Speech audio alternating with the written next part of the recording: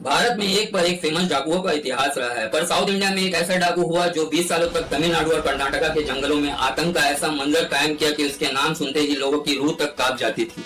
वो इतना खतरनाक था कि उसके आगे दो दो राज्यों के सरकार भी बेबस थी। 100 से ज्यादा पुलिस वालों ने अपनी जान गंवाई। अपनी क्राइम की हिस्ट्री में उसने करीब 184 लोगों को मौत के घाट उतार दिया। इसके अलावा उसने लगभग 2000 हाथियों की दांत की तस्करी से लेकर चंदन की लकड़ी की स्मगलिंग तक उसने बेशुमार दौलत हासिल किया। वहीं एक बार फिल्म सितारे और राजनेता को किडनैप करके फिरौती के रूप में करोड़ रुपए कमाए। उसकी इस पॉपुलैरिटी और दरिंदगी से परेशान होकर सरकार को उसे पकड़ने के लिए 5 करोड़ तक का इनाम घोषित करना पड़ा। फिर भी 20 सालों में 220 करोड़ खर्चा करने के बाद भी पुलिस उसे जिंदा नहीं पकड़ पाई। आइए जानते हैं भारत के मोस्ट वांटेड क्रिमिनल कोसे मनुस्वामी वीरप्पन की कहानी। आखिर वो कैसे वर्षों तक आतंक फैलाने में कामयाब रहा, वीरप्पन के कुछ मशहूर कांड क्या है और आखिर में वो पुलिस के पकड़ में कैसे आया। लेकिन उससे पहले एक रिक्वेस्ट, वीडियो अगर पसंद है तो चैनल को लाइक शेयर सब्सक्राइब करना ना भूले। ये आपके लिए फ्री है लेकिन मेरे लिए बहुत कीमती है। Thank you very much.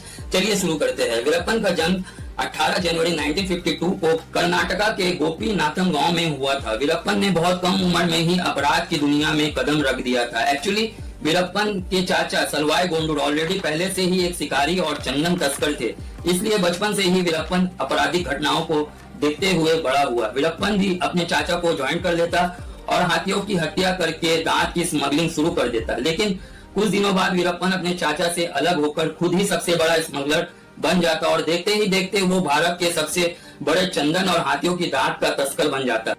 Smuggling के इस काम में बहुत पैसा था, इसलिए वीरप्पन बहुत तेजी से फॉरेस्ट डिपार्टमेंट के नजरों में आने लगा। तो खुद जंगलों में दूसरे डाकुओं के ग्रुप ने उसे जल्द से जल्द अपने रास्ते से हटाने का प्लान करने लगे। ऐसे में जब भी वीरप्पन कोई डील करता, उसकी खबर पुलिस को लग जाती और उसे डील को बीच में छोड़कर जंगलों में भागना पड़ता।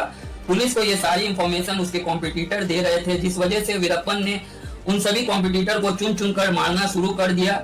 उसने अपने डील के बीच आने वाले फॉरेस्ट गार्ड को भी मारना शुरू कर दिया, जिस वजह से उसका आतंक जंगलों के साथ साथ अब आसपास के गांव में भी फैलने लगा। जिसके बाद अब वीरप्पन को जंगल में सिर्फ एक ही राजा चाहिए था, इसलिए वो एक एक करके जंगल में जितने भी तस्कर ग्रुप थे सबको मारने लगा। और देखते ही देखते वीरप्पन का तमिलनाडु और कर्नाटका के जंगलों के चप्पे चप्पे में कंट्रोल हो गया। भारत में चंदन की लकड़ी को काटना और उसे बेचना इलीगल और क्राइम माना जाता है, पर वीरप्पन को इस इलीगल काम करने में बहुत मजा आता था।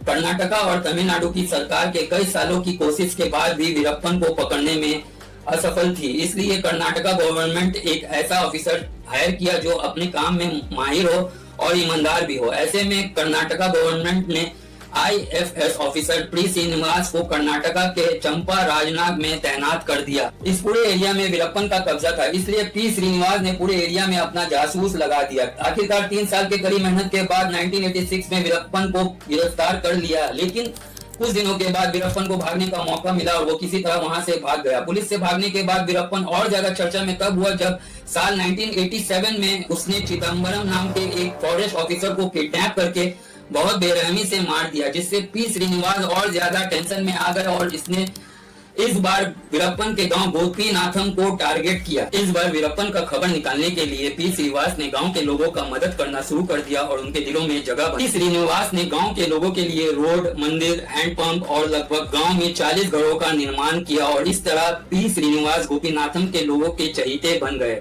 और वहां अपना लोकल इंटेलिजेंस नेटवर्क बनाने में सफल रहे, जिससे पी श्रीनिवास को वीरप्पन को पकड़ने में मदद मिलने लगा। लेकिन एक दिन वीरप्पन के लोगों ने उन गांव के इन्फॉर्मर को पुलिस के जीप में जाता हुआ देख लिया। ये जानकारी जब वीरप्पन को मिला तो उसने उन सभी इन्फॉर्मर को बेरहमी से मार डाला और उनके सर को काटकर पूरे गांव में फुटबॉल खेलने लगा। ये सब देखकर गांव के लोगों में वीरप्पन का डर बुरी तरह बैठ गया, जिससे पी श्रीनिवास को वीरप्पन से रिलेटेड कोई भी इंफॉर्मेशन मिलना बंद हो गया। वीरप्पन अब पी श्रीनिवास को पूरी तरह टारगेट में ले लिया। जब उसे पता चला कि उसकी बहन मारी ने सुसाइड कर लिया, वीरप्पन पी श्रीनिवास को उसका बहन की सुसाइड का दोषी मानता था। वो पहले से ही उसे अरेस्ट करना और उसकी डील को बर्बाद करने के लिए पी श्रीनिवास पे गुस्सा था और अब उसकी बहन मारी का मौत का बदला लेना चाहता था, इसलिए पी श्रीनिवास को मारने का प्लान करने लगा।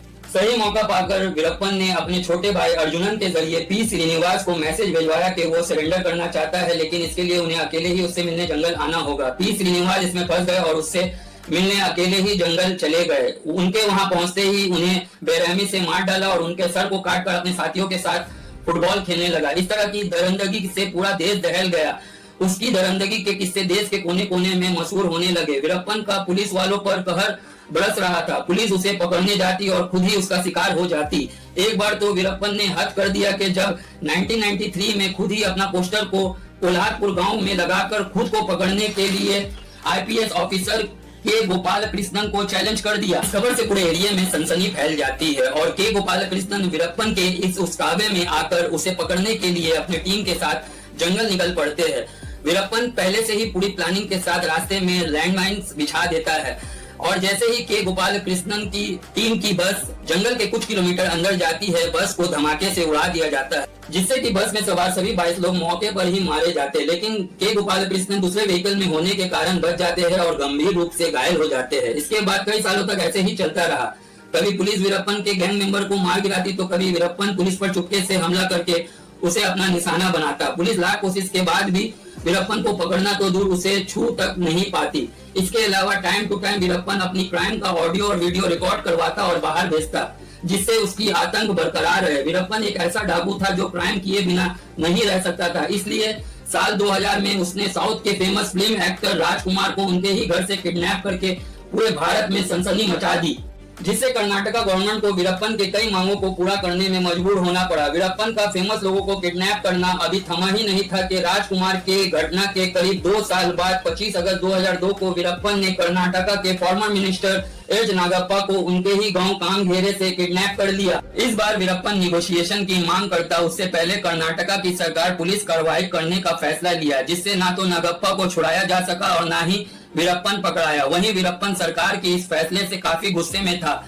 इसलिए उसे लगा कि सरकार उसे कोई मांग या कोई नेगोशिएशन नहीं करेगी, तो वीरप्पन ने नागप्पा को मारकर जंगल में फेंक दिया। इस घटना ने पूरे साउथ को हिलाकर रख दिया, जिससे सरकार ने वीरप्पन को जिंदा या मुर्दा पकड़ने के लिए इनाम की राशि बढ़ाकर 5 करोड़ कर दिया। और इसी दौरान 2003 से 2004 के बीच तमिलनाडु की चीफ मिनिस्टर जयललिता ने आईपीएस ऑफिसर के विजय कुमार को एसटीएफ को लीड करने की जिम्मेदारी सौंप दी। विजय कुमार पूरे प्लानिंग के साथ लग गए वीरप्पन को मारने में। इसी दौरान विजय कुमार ने वीरप्पन का वीडियो देखा और गहराई से एनालाइज करना शुरू कर दिया, जिसमें उन्हें ये पता चलता है कि वीरप्पन को किताब पढ़ने में काफी दिक्कत हो रही है। विजय कुमार ने अपने इन्फॉर्मर से इस खबर को वेरीफाई करवाया तो पता चला कि वीरप्पन को आंखों की कुछ समस्या है, जिसका इलाज करवाने के लिए वीरप्पन बहुत दिनों से सोच रहा है। सालों से चली आ रही पुलिस के साथ मुठभेड़ में वीरप्पन के काफी लोग मारे जा चुके थे।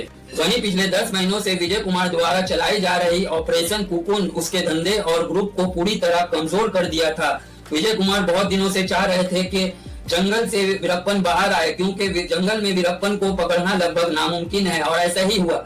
विजय कुमार के इन्फॉर्मर ने खबर दिया कि अन्ना 18 अक्टूबर को अपना आंखों का ट्रीटमेंट करवाने जंगल से बाहर आने वाले हैं और वो सालेम के एक हॉस्पिटल में अपना ट्रीटमेंट करवाएंगे और उनके साथ कुछ ग्रुप के लोग होंगे हथियारों के साथ। इसलिए बड़ी गाड़ी लाने को बोला है। ये विजय कुमार और उनकी टीम के लिए बेस्ट चांस था, क्योंकि विजय कुमार ने सोच लिया था कि वीरप्पन का जंगल से बाहर आने वाला दिन को ही उसका आखिरी दिन बनाना है। एसटीएफ और विजय कुमार प्लान करते हैं कि वीरप्पन को हॉस्पिटल तक ले जाने के लिए एम्बुलेंस ठीक रहेगा, और एम्बुलेंस तक वीरप्पन को लाने का काम इन्फॉर्मर को दे दिया। वीरप्पन अपनी बड़ी मूंछ को कटवाकर 18 अक्टूबर 2004 को रात के समय जंगल से बाहर निकलकर अपने साथियों के साथ एम्बुलेंस में बैठ जाता है, और जैसे एम्बुलेंस कुछ दूर जाती है, एसटीएफ की टीम सबसे पहले अपने लोगों को लाइट के जरिए इन्फॉर्म करता है और ट्रक से रास्ता ब्लॉक कर एम्बुलेंस को चारों तरफ से घेर लेता है।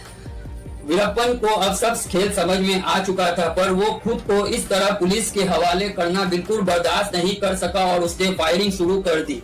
एसटीएफ ने भी जवाबी कार्रवाई करते हुए 20 मिनट में 338 राउंड फायरिंग किया, जिसमें वीरप्पन और उनके साथी मारे गए। इस खबर के बाद तमिलनाडु और कर्नाटका की सरकार ने राहत की सांस ली, क्योंकि उनका सबसे बड़ा सरदर्द अब खत्म हो चुका था।